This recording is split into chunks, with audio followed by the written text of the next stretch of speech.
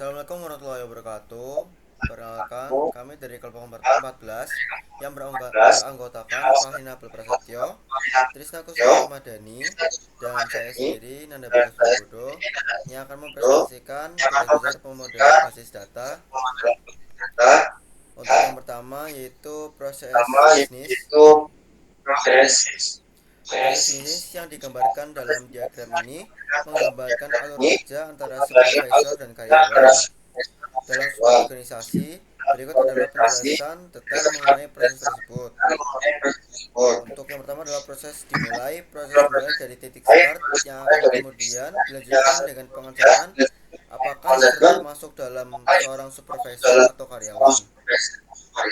Untuk yang selanjutnya itu jika sudah masuk adalah karyawan atau yang masuk adalah karyawan, yang pertama adalah absensi kehadiran. Karyawan mencatat status kehadiran mereka setiap hari, memastikan kehadiran di awal dan akhir kerja. Selanjutnya mengisi dan melihat catatan kegiatan. Karyawan mengisi catatan kegiatan mereka, mencatat semua aktivitas yang dilakukan pada hari itu dan juga dapat melihat catatan kegiatan sebelumnya. Yang selanjutnya itu mencatat capaian kerja yang sebelumnya pulang. Karyawan mencatat capaian kerja selama dalam sehari yang merupakan bagian dari evaluasi kinerja keseharian mereka. Dan yang terakhir adalah selesai. Setelah semua kegiatan dicatat, karyawan menyelesaikan proses dan keluar dari sistem. Yang selanjutnya, jika yang masuk adalah supervisor, yaitu memantau karyawan. Supervisor memonitor kinerja dan aktivitas karyawan yang berada di bawah pengawasannya, memastikan semua berjalan sesuai dengan standar yang ditetapkan. Yang selanjutnya setelah memantau karyawan yaitu memberikan arahan atau memberikan nilai. Supervisor memberikan arahan kepada karyawan tentang pekerjaan yang perlu dilakukan atau memberikan penilaian terkait kinerja mereka. Yang selanjutnya itu mengisi nilai karyawan. Jika supervisor memberikan penilaian, mereka akan mengisi nilai berdasarkan berbagai aspek kinerja karyawan, seperti kehadiran, kualitas pekerjaan, inisiatif, dan kerja sama tim, dan lain sebagainya. Lalu setelah itu adalah evaluasi pekerjaan. Supervisor melakukan evaluasi keseluruhan terhadap kinerja karyawan, memeriksa hasil pekerjaan, kehadiran, dan kemampuan adaptasi. Yang selanjutnya adalah selesai. Setelah memberikan penilaian dan evaluasi, supervisor menyelesaikan proses ini dan keluar dari sistem. Lalu yang kedua, entity relasi diagram. Entity atau sebuah entitas memiliki atribut atau sesuai identitas yang melekat pada tabel tersebut dan kami sudah mengelompokkan sesuai dengan kebutuhan. Atribut dari masing-masing entitas. Yang pertama, supervisor dengan atribut ID supervisor sebagai primary key, ID karyawan sebagai foreign key, nama karyawan, dan status. Yang kedua, detail supervisor dengan atribut ID detail supervisor menjadi primary key, ID supervisor, foreign key, nama supervisor, departemen, nomor dan alamat, nomor dan email, dan yang terakhir alamat.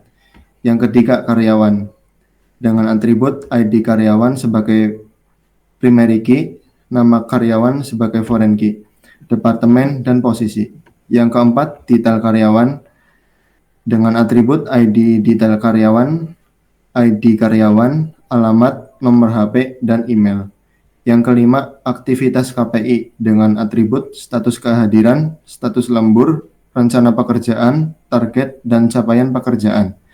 Yang keenam, penilaian karyawan dengan atribut kehadiran dan ketepatan waktu, produktivitas karyawan, kualitas pekerjaan, inisiatif dan kreativitas, kerjasama tim, nilai karyawan, dan catatan.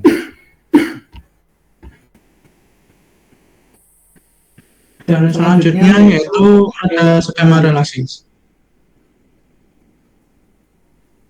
Penjelasan dari skema relasi yang di atas yaitu diagram merupakan satu gambaran mengenai sistem manajemen karyawan di dalam sebuah kantor atau kerja yang dalamnya memiliki supervisor yang berperan sebagai tanggung jawab atas karyawan dan bisa melakukan penilaian terhadap beberapa karyawan tersebut. Serta supervisor dapat memantau dan melihat aktivitas KPI di setiap karyawan seorang supervisor dapat memiliki detail karyawannya tersebut.